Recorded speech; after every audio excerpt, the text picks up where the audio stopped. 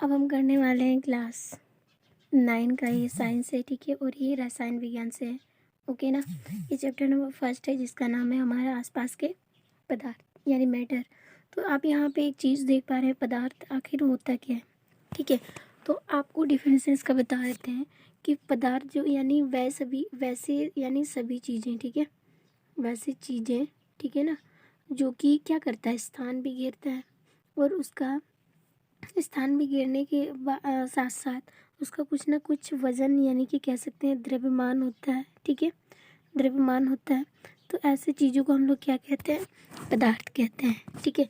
तो वही सभी चीज़ें जो स्थान घेरता हो और जिसका कुछ ना कुछ द्रव्यमान होता है, तो वैसे चीज़ों को हम लोग क्या कहते हैं, पदार्थ कहते हैं। तो आई होप आपको समझ में आ गया होगा पदार्थ किसको कहते हैं। तो आप यहाँ पे समझ लीजिए पदार्थ में एग्जाम्पल के तौर पर किसको देख सकते हैं। तो जैसे बात करते हैं कि हवा, रेत, पानी, जितने भी चीज़ें हैं, तारे, आकाशगंगाएँ, ये सारे जितने भी चीज़ें हैं, ठीक है, धूलकण वगैरह, ये सारा क्या है, एक पदार्थ है। ओके। तो आप यहाँ पे कहेंगे कि जैसे क्वेश्चन नंबर 1 में दिया है कि निम्न में कौन पदार्थ है, स्नेह, गंध, घृणा या वायु। तो यहाँ पे आप बोलेंगे कि वायु ही क्यों, ठीक है। और ये सब जो है, गंध हो गया, स्नेह हो गया, घृणा हो गया, क्या इसको हम पदार्थ नहीं कह सकते, नहीं कह सकते। क्यों नहीं कह सकते, स्नेह, स्नेह यानी कि प्रेम, ठीक है, यानी कि लव। ओके।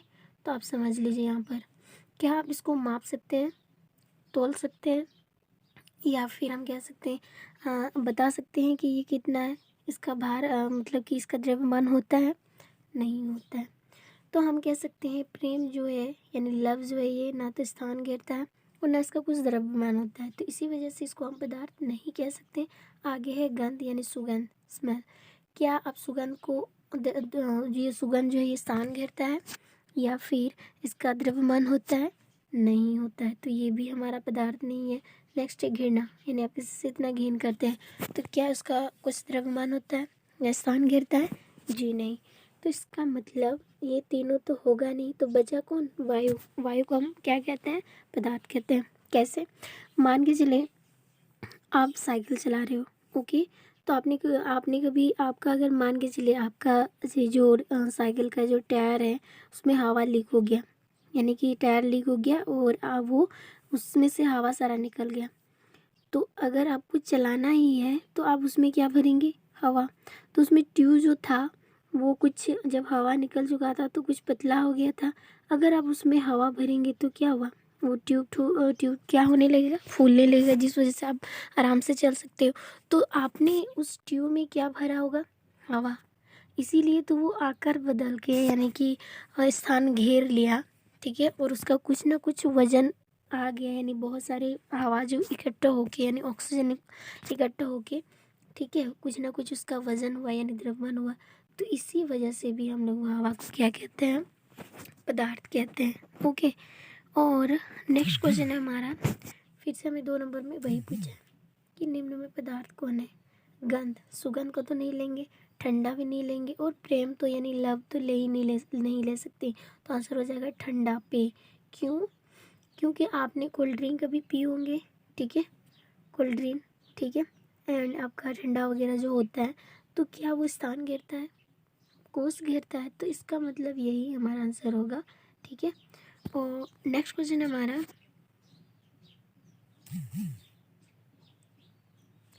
कि निम्न में कौन पदार्थ है, कुर्सी, विचार, शीत या गंध। तो आंसर हो जाएगा कुर्सी, ठीक है।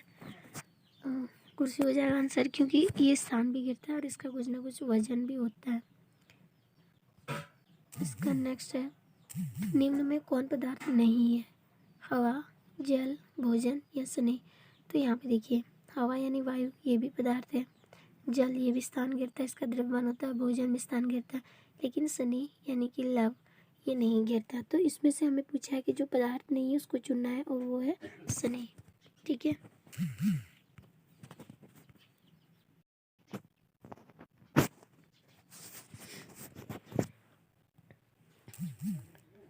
अब यहाँ पे देखिए दूध, दूध क्या है, क्या ये द्रव है, ठोस है, गैस है या BeCO, सी है, ठीक है। तो आप समझ लीजिए यहाँ पर हमने पदार्थ के बारे में ऑलरेडी पढ़ चुके थे, जो उसमें 3 अवस्था होता है, ठीक है। एक तो होता है ठोस, ठीक है, दूसरा होता है गैस और तीसरा होता है द्रव, ठीक है। तो अब यहाँ पे देखिए कि दूध जो है, क्या ये गैस है, ठोस है? नहीं। तो ये क्या है, द्रव है, क्योंकि ये लिक्विड है। क्यों? क्योंकि अगर अभी इसका आकार तो निश्चित नहीं होता। आप इसे जिस भी बर्तन में रखेंगे, मान लिया आप गिलास में रखेंगे तो ये गिलास का आकार ले लेगा। अगर आप इसको कटोरी में रखेंगे तो ये कटोरी का आकार ले लेगा, ठीक है। अगर आप इसको थाली में रखेंगे तो ये थाली का आकार ले लेगा। तो इसमें आकार तो निश्चित नहीं होता है और ये क्या हो जाता है, फैल जाता है। उसको जिस बर्तन में रखेंगे उसी बर्तन में ये क्या होगा, उसी बर्तन का आकार ले लेगा। अगर आप ज़मीन पे गिरा देंगे तो वो चारों तरफ फैल जाएगा। तो ये दूध जो है ये लिक्विड है, यानी कि एक द्रव है। ओके, नेक्स्ट क्वेश्चन हमारा 6 नंबर। इसमें बोला है गैसों में विसरण का एक उदाहरण है, यानी गैसों में विसरण कैसे होता है इसका उदाहरण बताएं। तो जैसे यहाँ पे बोला इत्र की सुगंध का हवा में फैलना, या स्याही का पूरे पानी में फैलाना, या कॉपर सल्फेट का क्रिस्टल को पानी में डालना, या इनमें से कोई नहीं। तो गैसों में विसरण यानी दो चीज़ों का स्वतः मिलना को क्या बोलते हैं, विसरण। तो आंसर हो जाएगा इत्र के सुगंध का हवा में फैलना, ये आंसर हो जाएगा, यानी 1 नंबर। इसका नेक्स्ट क्वेश्चन है निम्न में द्रवावस्था में निश्चित होता है, यानी इसमें से द्रवावस्था में क्या निश्चित होता है, आकार तो वह नहीं निश्चित होता है, क्योंकि हमने बताया कि इसको जिस पर भी रखा जाएगा वो उसी का आकार ले लेगा। सो आकार तो निश्चित नहीं होता है, इसका वेग भी नहीं, घनत्व भी नहीं, लेकिन आयतन निश्चित होता है, ठीक है। तो द्रव का क्या निश्चित होता है, आयतन, ठीक है, द्रवावस्था में।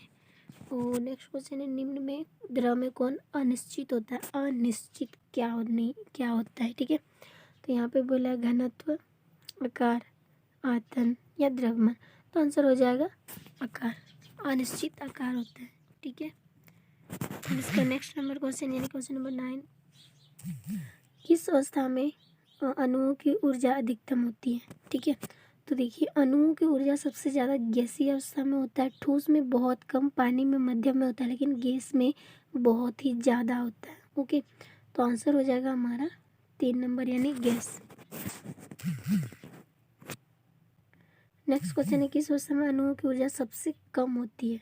तो हमने जाना सबसे ज़्यादा गैस में अणुओं की ऊर्जा होती है, और सबसे कम तो किस में होगा, ठोस में, क्योंकि ये कठोर है। तो आंसर यहाँ पर हो जाएगा ठोस में सबसे कम होता है अणुओं की ऊर्जा। ओके, और नेक्स्ट क्वेश्चन है पदार्थ की किस अवस्था में अंतर आणविक बल जो है प्रबलतम होता है, यानी सबसे ज़्यादा ये होता है, कठोर होता है, जिसको आप तोड़ नहीं सकते हो। तो वो ठोस में है, द्रव में है, गैस में है, इनमें से कोई नहीं। तो अंतर आणविक बल जो है सबसे ज़्यादा प्रबलतम ठोस में होता है और सबसे कम गैस में होता है। अब यहाँ पर देखिए कि निम्न में किसमें कणों की अधिकतम गति होती है, निम्न में किसमें कणों की अधिकतम गति होती है, यानी कणों जो है सबसे ज़्यादा गति होता है, गतिशील रहता है, किसमें, ठोस में तो नहीं के बराबर, गैस में मध्यम में होता है, सॉरी द्रव में मध्यम में होता है, लेकिन गैस में जो है सबसे ज़्यादा होता है, यानी कि हमारा आंसर 3 नंबर सही होगा। ओके, गैस में सबसे ज़्यादा अधिकतम मतलब कि कणों के बीच गतिशील रहती है। नेक्स्ट क्वेश्चन है कि गैस के कणों के बीच आकर्षण बल होता है। गैस के कणों के बीच आकर्षण बल कैसा होता है, अधिक, कम, अत्यधिक, इनमें से कोई नहीं। तो आंसर हो जाएगा कम। क्यों? क्योंकि आपने कभी गैस को देखे होंगे, यानी कि एलपीजी गैस, ठीक है। हम लोग क्या यूज़ करते हैं, एलपीजी, ठीक है, ये गैस यूज़ करते हैं। अगर मान के चलिए पाइप वाइप कहीं से लीक हो गया, तो वहाँ से अगर गैस निकलने लगता है तो आपको लगता है कि हाँ गैस जो है लीक हुआ है, जो चारों तरफ फैल रहा है, तो आप उसको ठीक करने लग जाते हैं। आखिर क्यों? क्योंकि उसके बीच आकर्षण बल तो है ही नहीं जो उसको पकड़ के रखेगा, ठीक है, नहीं ना रख सकता है। जैसे ही लीक हुआ वो दूर भागने का कोशिश करे, एकदम से दूर, यानी वो पास ही नहीं रह सकता। तो क्यों? क्योंकि उसके पास आकर्षण बल तो है ही नहीं, कौन रोकेगा उसको, ठीक है। तो इसीलिए हम कह सकते हैं गैसों में कणों के बीच की आकर्षण बल होता है वो बहुत कम, यानी नगण्य मात्रा में होता है, और सबसे ज़्यादा से भी ज़्यादा ठोस में आकर्षण बल होता है। ठीक है, तो यहाँ पर आंसर हो जाएगा कम। कम है तो मतलब आकर्षण बल गैसों के बीच सबसे कम होता है। ठीक है, और इसका नेक्स्ट क्वेश्चन है, गर्म करने पर गैस का आयतन क्या होता है? बढ़ता है, घटता है, अपरिवर्तित रहता है, इनमें से कोई नहीं। तो जब भी हम गर्म करते हैं कोई भी चीज़ तो गैस का जो आयतन है वो बिल्कुल क्या हो जाता है? बढ़ जाता है। ठीक है, ये आंसर आपको याद रखना है। और नेक्स्ट क्वेश्चन है, जल का क्वथनांक। तो देखिए ये वाला क्वेश्चन आपका आएगा ही आएगा। तो जल का जो क्वथनांक है ये भी आया है, इसको आप क्या कर लें? रट लें, क्योंकि ये जल का जो क्वथनांक होता है 0 डिग्री सेल्सियस या 100 डिग्री सेल्सियस या 273 डिग्री सेल्सियस या 373 डिग्री सेल्सियस। तो आंसर हो जाएगा जल जो है 100 डिग्री सेल्सियस पर भाप बन जाता है, यानी क्वथनांक बन जाता है। ओके, और नेक्स्ट क्वेश्चन है हमारा, शुद्ध जल का क्वथनांक क्या होता है? तो कोई भी शुद्ध जल होता है उसका जो क्वथनांक होता है 373 केल्विन होता है। ठीक है, तापमान का वैसे मात्रक होता है वो केल्विन होता है। ठीक है, तापमान का। नेक्स्ट है, बर्फ का गलनांक क्या है? 100 डिग्री तो जल का क्वथनांक है, और 273 डिग्री तो नहीं है, 373 शुद्ध जल का ये है क्वथनांक है, लेकिन 0 डिग्री सेल्सियस क्या है? बर्फ का गलनांक है। ठीक है, क्योंकि आप अगर बर्फ को लाते हैं, अगर उसको गर्म करते हैं, ठीक है, तो ये 0 डिग्री सेल्सियस पर क्या हो जाएगा? वो बर्फ में यानी कि पिघल जाएगा। ठीक है, तो ये हो जाएगा हमारा आंसर, यानी बर्फ का गलनांक 0 डिग्री सेल्सियस होगा। और पानी का क्वथनांक 100 डिग्री, शुद्ध जल का 373 केल्विन। ओके, और नेक्स्ट क्वेश्चन इसमें कि बर्फ का गलनांक होता है। तो बर्फ का गलनांक तो हमने देखा कि 0 डिग्री सेल्सियस होता है, और 0 डिग्री सेल्सियस को ही 273 केल्विन में मापते हैं। ओके, तो बर्फ का गलनांक हो जाएगा 273 केल्विन, और इसी को हम लोग 0 डिग्री सेल्सियस के नाम से भी जानते हैं।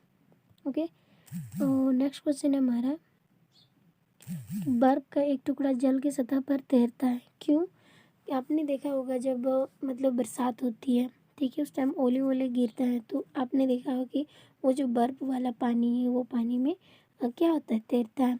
तो यहाँ पे बोला क्या यह जल से भारी होता है इसीलिए, या बर्फ़ और जल का घनत्व तो समान होता है इसीलिए, या बर्फ़ जल से हल्का होता है इसीलिए, या बर्फ़ का घनत्व अधिक होता है? अगर घनत्व ज़्यादा तो वो तो डूब जाता। इसका मतलब बर्फ़ जल से क्या होता है? हल्का होता है।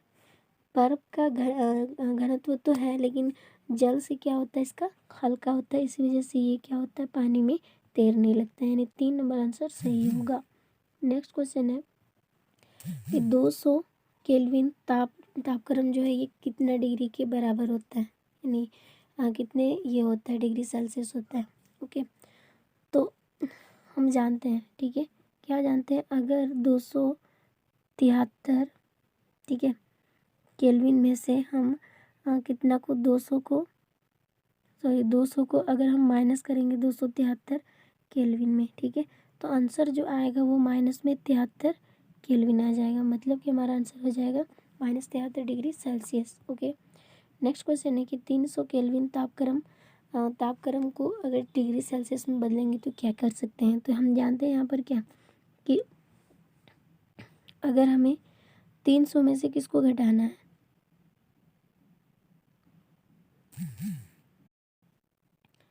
तो अब हम करने वाले हैं यहाँ पर। देखिए यहाँ पर सी जो आपको ये चीज़ समझना है, अगर सी से के में कन्वर्ट करना है तो 273 जोड़ेंगे, और के से सी में बदलना है तो 273 घटाना है। ओके, तो चलिए हम 10 नंबर का जल्दी से कर लेते हैं। यहाँ पे 10 डिग्री सेल्सियस है, इसमें क्या करेंगे? के में बदलना है तो 273 को जोड़ेंगे, तो यहाँ पे हो जाएगा 283 केल्विन। तो आंसर किस पर है? ये 2 नंबर पर है हमारा आंसर। ठीक है, अब इसका नेक्स्ट वाला क्वेश्चन है,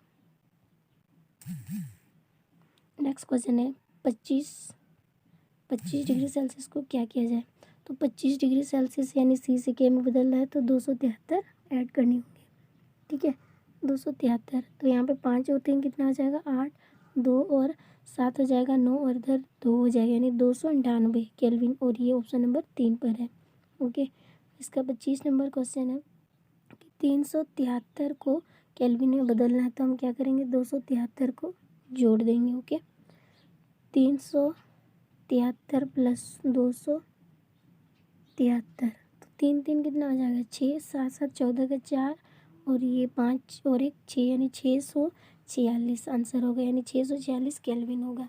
ठीक है, तो यहाँ तक हमने क्वेश्चन 25 तक कर लिए हैं। अब इसका आगे वाला क्वेश्चन नंबर 26 है। यहाँ पे जैसे बोला है कि गर्म भोजन या इत्र की गंध दूर तक किस कारण से फैल जाते हैं। ठीक है, विसरण के कारण, संलग्न के कारण, वाष्पन के कारण या द्रवण के कारण।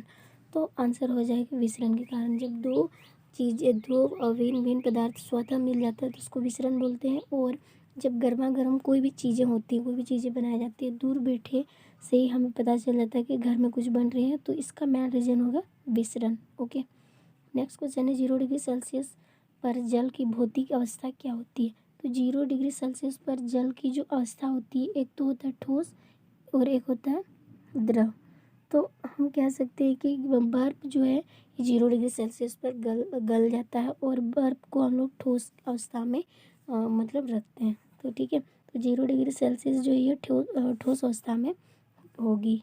ओके, नेक्स्ट है इसका कि कप की अपेक्षा प्लेट में चाय का तापमान होता है अधिक, कम, बराबर या इनमें से कोई नहीं।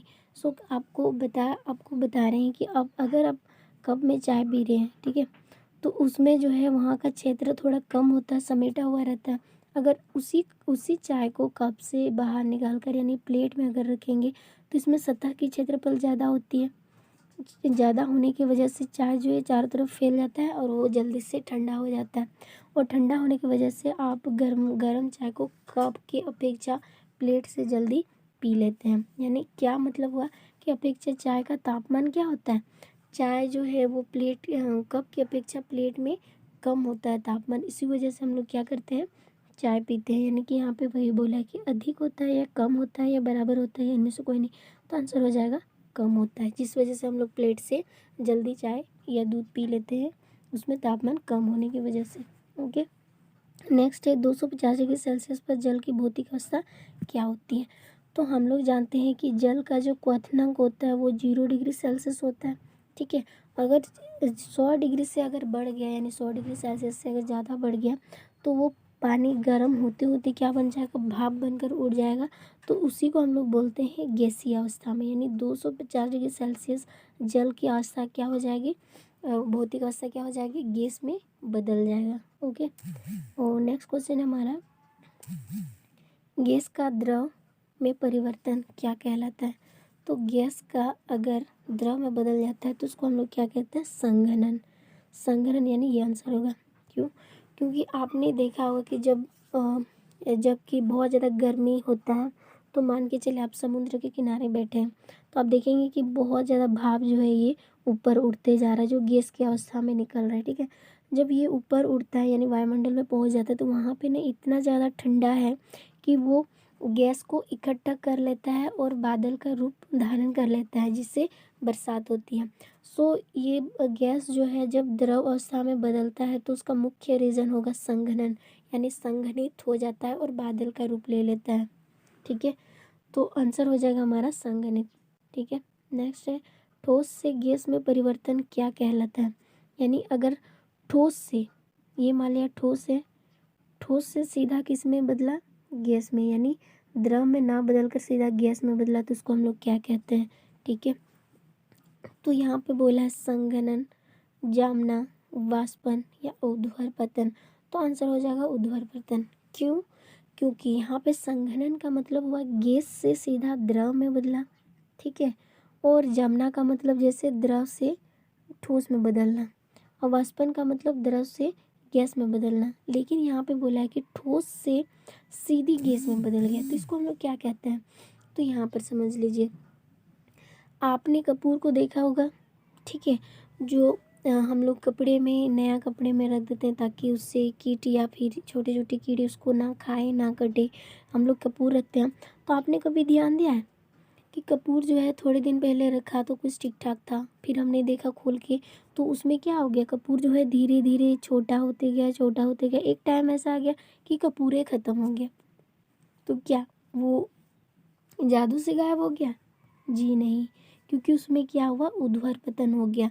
यानी ऊर्ध्वपतन वैसे चीज़ों को बोलेंगे, यानी वैसे ठोस पदार्थ जो पानी में बदले बिना यानी द्रव में बदले बिना सीधा गैस में यानी कि उड़ जाता है, तो उसको हम लोग बोलते हैं ऊर्ध्वपतन। ओके, तो आई होप आपको समझ में आ गया होगा। इसका नेक्स्ट क्वेश्चन है, यहाँ पे बोला है कि द्रव से वाष्प बनाने की क्रिया को क्या कहते हैं।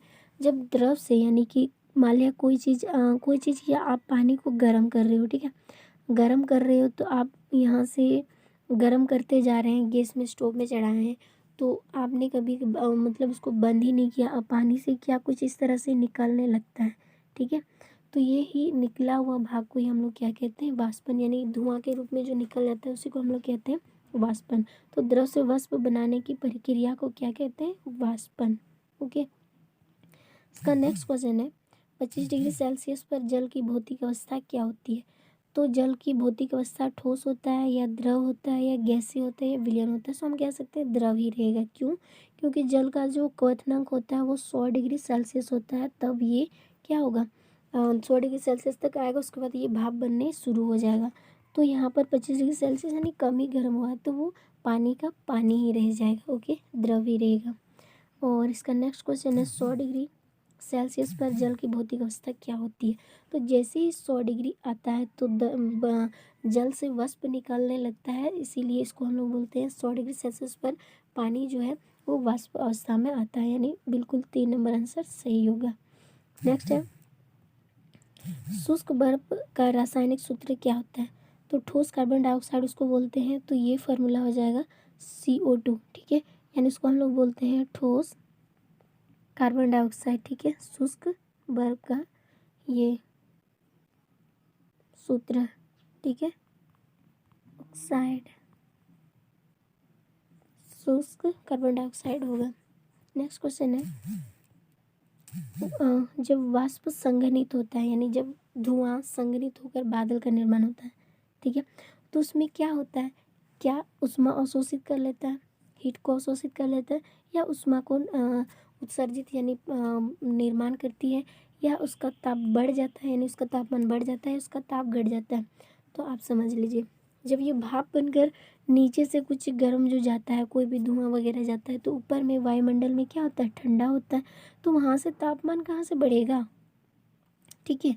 तो ये क्या हो जाता है, तापमान पूरी तरह से घट जाता है, जिस वजह से बादलों का निर्माण करते हैं, और इतना ठंडा हो जाता है कभी कभी तो बर्फ़ वाला पानी भी आने लगता है, तो वहाँ पे क्या हो जाता है, ऊपर जाके तापमान घट जाता है, ठीक है। तो वही चीज़ बोला है, जब संघनित होता है तो उसका तापमान क्या हो जाता है, घट जाता है, जिस वजह से वो बादल का निर्माण कर पाता है। ओके, अब इसका नेक्स्ट क्वेश्चन है, निम्न में से कौन कपड़ा गर्मियों के समय अधिक आरामदेह देता है। जब गर्मी का दिन आता है तो हम लोग कौन सा कपड़ा पहनते हैं, पॉलिस्टर वाला, सिल्क वाला, सूती वाला, या सिंथेटिक्स वाला। तो आंसर हो जाएगा सूती, क्योंकि सूती कपड़ा हम लोग इसीलिए भी यूज़ करते हैं क्योंकि वो पसीने को सूखने का ज़्यादा क्षमता होता है सूती कपड़ा में, पॉलिस्टर तो ले ही नहीं सकती, ठीक है। तो आंसर हो जाएगा सूती, जो गर्मी में हम लोग पहनते हैं, आराम भी देता है और पसीनों को जल्दी सुखा लेता है, इसी वजह से हम लोग सूती कपड़ा यूज़ करते हैं। नेक्स्ट क्वेश्चन है, इसमें बोला है कि निम्न में किसके कारण गर्मियों में घड़े का जल जो है ठंडा होता है। आपने देखा ही होगा कि, या आप लोग भी करते होंगे कि गर्मी के दिन जब आता है तो आप घड़े में पानी रखते हैं, वो भी मिट्टी के बर्तन में। ओके, तो किस वहाँ पे आखिर क्यों, क्योंकि होता क्या है कि घड़े जो है ये मिट्टी के बर्तन जो है उसमें कुछ छोटे छोटे छेद होते हैं जो हमेशा मतलब बुलबुले निकालते हैं, आपने देखे होंगे छोटे छोटे, तो वो वाष्पीकरण होते रहता है, यानी आसपास की गर्मी को अपने और अंदर ले लेता है और ठंडा को फैला देता है उसके आसपास, जिस वजह से पानी जो है ठंडा हो जाता है, यानी वाष्पीकरण के वजह से होता है। इसका नेक्स्ट क्वेश्चन है 39 का, ताप का ऐसा मात्रक क्या होता है। तो ताप का ऐसा मात्रक केल्विन होता है, जो के से सूचित करते हैं। ओके, इसका नेक्स्ट क्वेश्चन है 40 नंबर में कि गुप्त ऊष्मा का मात्रक क्या होता है, कैलोरी, जूल, CL पर डिग्री सेल्सियस, या केजी पर केजी या केजी होता है, ठीक है, पर केजी होता है। तो आंसर हो जाएगा उसमें गुप्त ऊष्मा का केजी, ठीक है, और पर केजी होता है, ठीक है, ये आंसर हो जाएगा, केल्विन जूल पर केजी होता है, ठीक है ना। और नेक्स्ट है कि निम्न में सबसे अधिक संपीड़ित होता है। संपीड़ित का मतलब होता है क्या, पहले आप इसको समझ लीजिए। मान के चलिए आपको एक लकड़ी दिया गया और आपको बोला कि ये लकड़ी जो है वो गोल है, इसको दबा के उसके आकार को बदलने का कोशिश करो। तो क्या आप उस लकड़ी की आकार को मतलब उसको चेंज कर सकते हैं? जी नहीं। अगर आपको दिया जाए एक बैलून जिसमें हवा भरा हुआ, यानी गुब्बारे में ऑक्सीजन भरा हुआ, अगर आपको बोला जाए कि इस गुब्बारे को दबाने का कोशिश करें, तो क्या आप उसको दबा पाते हो? यानी बैलून की आकृति जो है वो गुब्बारे की चेंज हो गई थी? जी बिल्कुल चेंज हो गई थी। तो वही चीज़ होता है संपीड़ितता, यानी कि जिसको अगर दबाने से उसकी आकृति चेंज हो जाती है तो उसको संपीड़ितता कहते हैं। तो ठोस तो बिल्कुल नहीं होगा, पानी भी नहीं होगा। आपने पानी को भी दबाने की कोशिश करो, बिल्कुल नहीं कर सकते। तो गैस में आराम से हो जाएगा, यानी गैस हमारा आंसर होगा 3 नंबर। अब इसका नेक्स्ट क्वेश्चन देखिए, यहाँ पे बोला 1 कैलोरी बराबर कितने होते हैं? 1 कैलोरी बराबर कितना होता है? तो 1 कैलोरी बराबर होता है आपका, ठीक है, कि 4.18 जूल के बराबर होता है। मीन्स हमारा आंसर हो जाएगा 4.18 जूल, यानी 2 नंबर आंसर सही होगा। नेक्स्ट क्वेश्चन है, बर्फ के गलना की गुप्त ऊष्मा क्या होती है? तो बर्फ के गलना का जो गुप्त ऊष्मा होता है वो 335 केल्विन जूल पर केजी होता है, ठीक है। इसका नेक्स्ट क्वेश्चन है, द्रव के वाष्पन की गुप्त ऊष्मा क्या होती है? तो हमने जाना अभी अभी कि बर्फ का जो गलना की गुप्त ऊष्मा होती है वो 335 होता है, और द्रव का जो वाष्पन होगा वो हो जाएगा 2260 केल्विन जूल पर केजी होगा, ठीक है। अब इसका नेक्स्ट क्वेश्चन है, कौन तीव्रतर विसरित होता है, यानी कौन जल्दी से फैल जाता है? बहुत जल्दी, बहुत तेजी से। ठोस, द्रव, इनमें से कोई नहीं, या गैस? तो आंसर हो जाएगा गैस, क्योंकि इसके पास आकर्षण बल ही नहीं होता है। जैसे ही थोड़ा सा लीक हो जाता है, या बैलून वगैरह, साइकिल का ट्यूब वगैरह, या गैस सिलेंडर भी आपने देखे होंगे, तो वो क्या हो जाता है, हल्का सा भी लीक हो जाता है तो थोड़ा सा भी गैस जो है नहीं रहता, वो इधर उधर फैल जाता है। ओके, तो ये तेजी से क्या होता है, विसरित हो जाता है, फैल जाता है। इसका नेक्स्ट क्वेश्चन है, प्रकृति में कौन सा पदार्थ ठोस और द्रव तीनों अवस्था में पाया जाता है? तो ऐसा कौन सा पदार्थ है जो तीनों अवस्था में पाया जाता है? ऑक्सीजन, नाइट्रोजन, हाइड्रोजन, या जल? सो हम कह सकते हैं जल। क्यों? क्योंकि देखिए, अगर बात करते हैं जल जो है एक तो लिक्विड अवस्था में रहता है और एक ठोस अवस्था में रहता है, यानी कठोर होता है, वो बर्फ के रूप में होता है, और द्रव अवस्था में भी पाया जाता है, ठीक है। तो हम कह सकते हैं कि प्रकृति में जो तीनों अवस्था में पाया जाने वाला है वो है जल, यानी वाटर। ओके, नेक्स्ट क्वेश्चन है, पदार्थ की किस अवस्था में अंतर आणविक बल प्रबलतम होता है?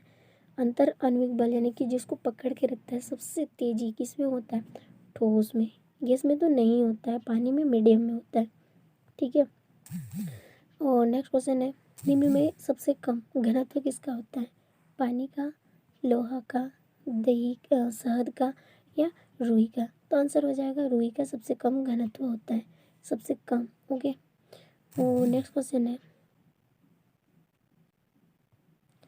वो कौन सा तत्व है जिस पर फ़ारेनहाइट और सेल्सियस का थर्मामीटर एक ही पठन बतलाते हैं? ओके, तो यहाँ पे -4 डिग्री फ़ारेनहाइट या एवं 40 डिग्री सेल्सियस, या 10 डिग्री सेल्सियस एवं 10 डिग्री फ़ारेनहाइट, ठीक है, फ़ारेनहाइट, या फिर 32 डिग्री फ़ारेनहाइट या 100 डिग्री सेल्सियस, या इनमें से कोई नहीं। तो आंसर हो जाएगा ए नंबर, ठीक है। इसका नेक्स्ट क्वेश्चन है, एक स्वस्थ मनुष्य के शरीर का ताप कितना होता है? तो 98.6 फ़ारेनहाइट होता है। नेक्स्ट क्वेश्चन, एक स्वस्थ मनुष्य का ताप कितना होता है? तो 37 डिग्री सेल्सियस होता है स्वस्थ व्यक्ति का। इसका आखिरी क्वेश्चन है कि 1 डिग्री सेल्सियस और 1 डिग्री फ़ारेनहाइट कौन बड़ा होता है? दोनों में कौन बड़ा होगा? तो 1 डिग्री सेल्सियस सबसे बड़ा होता है फ़ारेनहाइट से। ओके, तो यहाँ तक हमने कुल जो है 52 क्वेश्चन जो भी आए हैं इसको हमने कर लिया बिल्कुल आसानी से। अगर आप इन सारे क्वेश्चनों को याद कर लेते हैं बिल्कुल कॉन्सेप्ट के साथ, तो आपका ऐसा नहीं है कि एक भी क्वेश्चन एग्जाम में छूटेगा, ठीक है।